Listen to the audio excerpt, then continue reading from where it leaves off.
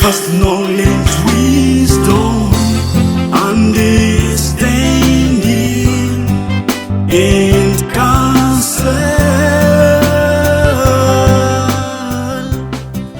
Good morning, good Sunday. We are on the 23rd of August. This is the 21st Sunday of Ordinary Time. Peter's profession of faith. Today's Gospel takes us to the north of Israel, to Caesarea Philippi. We are at the headwaters of the Jordan River, some 60 kilometers north of the Lake of Galilee, practically at the foot of Mount Hermon. So much so for the state of the area. The scene there is reported by Mark and Luke, but not as elaborately as in the Gospel of Matthew that we read this Sunday. Jesus asked his disciples, "The Son of Man, who is he for the people?" The search for Jesus' identity is not new in the Gospel of Matthew. Already, the tempting spirit had identified Jesus as the Son of God, remember, in the desert, after the baptism of Jesus. During the calming of the storm, the disciples asked themselves, "Who is he that even the winds of the sea should obey him?" That's chapter 8. Also the Baptist asked him, "Are you the one who is coming, or should we expect another one?" Chapter 11. And the crowds asked, "Is he not the son of David?" Chapter 12. Or even the people of Nazareth, "Where did he get this wisdom and power to work miracles?" Chapter 13. From the beginning of Matthew's Gospel, the questions of Jesus' identity has surfaced. This time, it is Jesus himself who asks the question. The response of the disciples is evasive and makes comparison with the great spiritual figures in the history of Israel: John the Baptist, Elijah, Jeremiah, or one of the prophets. They recognize in Jesus an exceptional spiritual man who teaches with authority. He was seen as a man sent by God of first value. Jesus becomes more precise. "And you, who do you say that I am?" The question becomes personal. It is addressed also to us. Peter's answer comes up. "You are the Christ, the Son of the living God."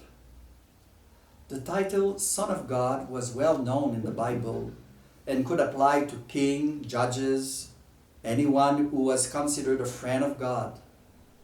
The title of Christ, on the other hand, meant he who is God's anointed one, the one whom God has consecrated for a special mission. Does Peter really understand the meaning of what he has just said?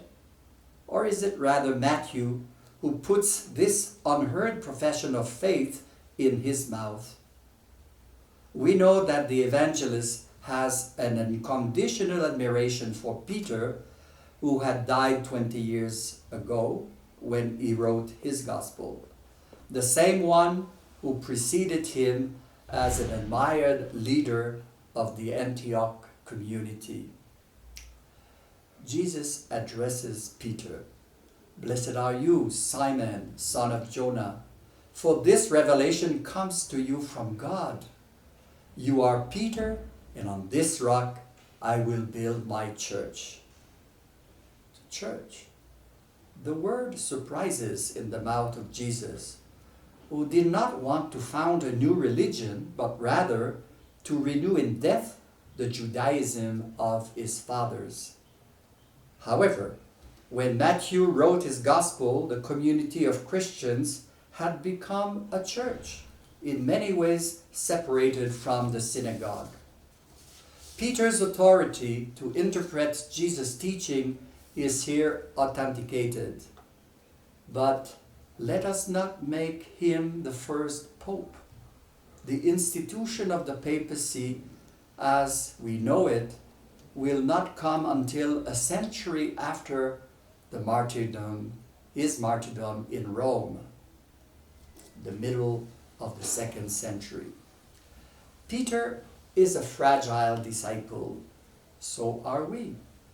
After making this beautiful profession of faith in Christ, he will deny him 3 times. But the risen Lord will also ask him in 3 times, Peter, do you love me? The end of John's Gospel is a consolation when Peter says to Jesus, Lord, you know everything. You know that I love you. May we believe and love Jesus as much as Peter did. Give us knowledge, wisdom, understanding,